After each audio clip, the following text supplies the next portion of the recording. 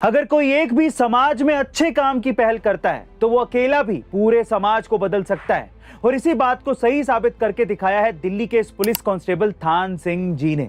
अब ऐसा क्या किया है इस पुलिस कांस्टेबल में, चलिए जानते हैं। देखिए, ये है राजस्थान के भरतपुर में रहने वाले पुलिस कांस्टेबल थान सिंह जी, जिनका अतीत काफी गरीबी में बीता था। उनके माता पिता दोनों ही कपड़ों को इस्त्री करने का काम करते थे और उसी की कमाई से उन्होंने थान सिंह जी को पढ़ाया और लिखाया। एक दिन ड्यूटी से घर जाते समय थान सिंह जी का ध्यान सड़क किनारे प्लास्टिक का कचरा बीनते छोटे बच्चों पे पड़ा। तब उन्हें लगा कि उन बच्चों को शिक्षा की जरूरत है और इसीलिए उन्होंने साल 2016 में थान सिंह की पाठशाला शुरू की, जहां वो ड्यूटी के बाद घर जाने की बजाय बच्चों को पढ़ाने के लिए पाठशाला जाते थे। 4 बच्चों को लेकर शुरू की गई पाठशाला आज 60 बच्चों की शिक्षा का ठिकाना बन चुकी है। गाइस, देश की सुरक्षा करने के साथ साथ गरीब बच्चों को शिक्षा देकर उनका भविष्य उज्जवल करने वाले इस कांस्टेबल थान सिंह जी को हम सलाम करते हैं। हमारे भारत की एक ऐसी महिला जासूस जिसने अपने पिता की सोने की खदान होने के बावजूद भी मात्र 16 साल की उम्र से ही सुभाष चंद्र बोस की आजाद हिंद फौज को ज्वाइन कर लिया था।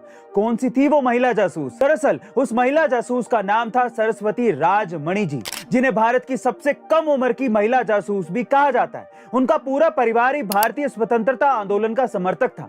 नेताजी के आजाद हिंद फौज में शामिल होने के बाद साल 1942 में वो 2 साल तक झांसी में एक लड़के के भेष में रही थी। फिर जब उनके एक साथी को अंग्रेजों ने पकड़ लिया था तो उसे छुड़ाने के लिए उन्होंने एक नर्तकी का भेष धारण कर लिया और अंग्रेजों को नशीला पदार्थ देकर अपने साथी को वहां से छुड़वा लिया। लेकिन उस दौरान अंग्रेजों ने उनके पैर पर गोली मार दी थी। यही नहीं, दूसरे महायुद्ध के दौरान उन्हें ब्रिटिश मिलिट्री बेस पर जासूसी के लिए भेजा गया था, जहां उन्होंने कई खुफिया जानकारी आजाद हिंद फौज को पहुंचाई थी। लेकिन आजादी के बाद उन्हें कई साल तक अकेले जीवन बिताना पड़ा और साल 2018 में उनका निधन हो गया। गाइस, ऐसी नीडर और साहसी स्त्री शक्ति को हम सलाम करते हैं। एक तरफ जहां बागेश्वर धाम में भक्त अर्जी लगाते थकते नहीं कि काश एक बार उन्हें बागेश्वर बाबा के दर्शन हो जाएं, तो वहीं दूसरी तरफ खुद बिना अर्जी लगाए बागेश्वर बाबा अपने भक्त के पास पहुंच गए।